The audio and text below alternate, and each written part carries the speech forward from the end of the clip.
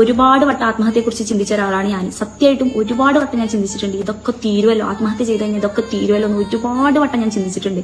പക്ഷെ പിന്നീട് മര്യാദയ്ക്കൊന്ന് ചിന്തിച്ചപ്പോഴാണ് എനിക്കൊരു ആൻസർ കിട്ടിയത്. ഡ്രഗ് അടിച്ച് കണ്ട പെണ്ണുങ്ങളെ പുറകെ പോയി നമുക്കൊരു വാല്യൂ തരാണ്ട് ഒരാൾക്ക് വേണ്ടിയിട്ട് നമ്മൾ എന്തിനാ ആത്മഹത്യ ചെയ്യണം? അങ്ങനെ ഒരാൾക്ക് വേണ്ടിയിട്ട് നമ്മൾ എന്തിനാ ആത്മഹത്യ ചെയ്യണം? ഇപ്പൊ അഥവാ ഞാൻ ആത്മഹത്യ ചെയ്ത് തന്നെ കൂട്ടിക്കോ, ഈ വീഡിയോ ചെയ്യാൻ ചിലപ്പോൾ ഞാൻ ഉണ്ടാവില്ല. മാത്രമല്ല കുറച്ച് നാൾ എന്റെ ഫോട്ടോ വീഡിയോസ് ഒക്കെ ന്യൂസ് ചാനലിൽ കാണിക്കും. പിന്നെ നിങ്ങളൊക്കെ സ്റ്റാറ്റസ് ഇടും, ജസ്റ്റിസ് ഫോർ തസ്നി എന്ന് പറഞ്ഞിട്ട് ആരെങ്കിലുമൊക്കെ സ്റ്റാറ്റസ് ഇടും. അത്രേ ഉണ്ടാവുള്ളൂ, അല്ലാണ്ട് വേറെ ഒന്നും മാറുന്നില്ല. വേറെ ഒന്നും മാറുന്നില്ല എന്ന് പറഞ്ഞാൽ വേറെ ഒന്നും മാറുന്നില്ല. ഹസ്ബൻഡിന്റെ ഫാമിലിക്ക് അത് ബാധിക്കില്ല, ഹസ്ബൻഡിന് അത് ബാധിക്കില്ല. 2-3 ആഴ്ച ഇമാവും വേറെ കല്യാണം കഴിച്ച് മര്യാദയ്ക്ക് കുട്ടികളൊക്കെ ആയിട്ട് അവർ ജീവിക്കും. എന്റെ കുട്ടികൾ ഇവിടെ അനാഥരായിട്ടുണ്ടാവും. എന്റെ കുട്ടിക്കും എന്റെ ഫാമിലിക്കും മാത്രമേ പോവുള്ളായിരുന്നു, വേറെ ഒരാൾക്കും പോകില്ല. നമ്മൾ മരിച്ചാൽ നമുക്കേ പോകാനുള്ളൂ, അല്ലെങ്കിൽ നമ്മുടെ ഫാമിലിക്ക്, നമുക്ക് എന്ന് പറയുമ്പോൾ നമ്മുടെ ഫാമിലിക്കേ പോകാനുള്ളൂ. വേറെ ഒരാളെ അത് എഫക്ട് ചെയ്യില്ല. ഹസ്ബൻഡിന്റെ വീട്ടുകാർക്കായിക്കോട്ടെ, ഹസ്ബൻഡിനായിക്കോട്ടെ, ആർക്കും എഫക്ട് ചെയ്യില്ല. നമുക്ക് മക്കളുണ്ടെങ്കിൽ നമ്മളെ മക്കളത് വല്ലാണ്ട് ബാധിക്കും, അത്രേ ഉള്ളൂ. അല്ലാണ്ട് ആർക്കും എഫക്ട് ചെയ്യില്ല.